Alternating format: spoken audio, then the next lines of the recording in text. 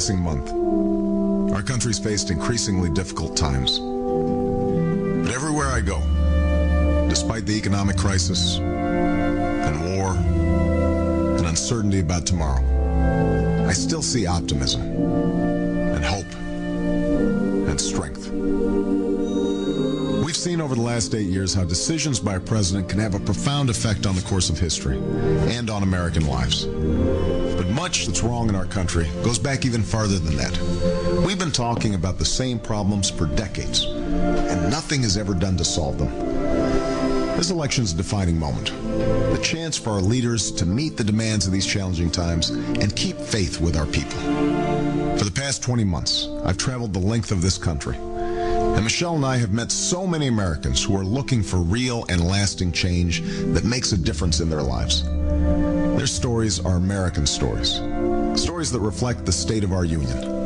I'd like to introduce you to some of those people tonight. I'll also lay out in specific detail what I'll do as president to restore the long-term health of our economy and our middle class, and how I'll make the decisions to get us there.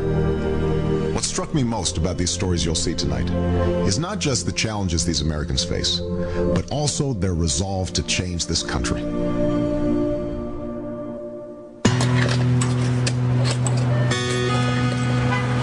Rebecca Johnston is all about her family. Brian, me, Nathan, Marley, Ethan, Gabriella, Tallulah, and Jake. The thing I love about being a mom is just that how amazing it is that everything that you do shapes who they are. Okay. That's like molding putty in your hands. You just want to make sure you do the right thing every day. And Yes, I have a paddleboard. Thank you. 10 years ago, she bought a house outside the city so she could send her children to good schools. one. Now, with rising costs, it's getting tight. You got everything then? Her husband, Brian, works at a tire retread plant and needs to stand all day.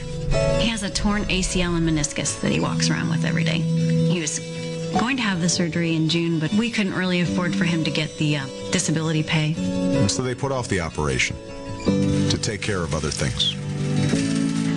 This is where our snacks would go.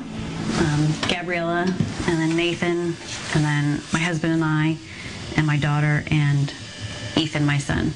If they know that this is it for them for the whole week, then they will make it last longer. I think everybody feels the same way, that they'd like to see an end in sight to all the worry and the chaos of everyday living, trying to make ends meet. Okay, how much are we bringing in this week? How much is the car payment? Hold him, Ethan, hold him! When roughly can we pay this bill? All across the country, I've met families just like Rebecca's, getting their kids to school, meeting their mortgage payments, fighting for their families. It just keeps going up and up and up, and and I can remember a time when I didn't have to worry about this stuff. We measure the strength of our economy not by the number of billionaires we have or the profits of the Fortune 500, but by whether someone with a good idea can take a risk and start a new business, or whether the waitress who lives on tips can take a day off and look after a sick kid without losing her job. An economy that honors the dignity of work. Earlier this year, we already knew our country was in trouble. Home foreclosures, lost jobs, high gas prices. We were running a record deficit, and our national debt had never been higher. But then, a little over a month ago, the bottom fell out. What happened in the financial markets was the final verdict on 8 years of failed policies. And we're now going through the worst economic crisis since the Great Depression. A few weeks ago, we passed a financial rescue plan. It's a step in the right direction, and as president, I'll ensure that you, the taxpayers, are paid back first. But we also need a rescue plan for the middle class, starting with what we can do right now that will have an immediate effect. As president, here's what I'll do. Cut taxes for every working family making less than $200,000 a year. Give businesses a tax credit for every new employee that they hire right here in the U.S. over the next 2 years, and eliminate tax breaks for companies that ship jobs overseas. Help homeowners who are making a good faith effort to pay their mortgages by freezing foreclosures for 90 days.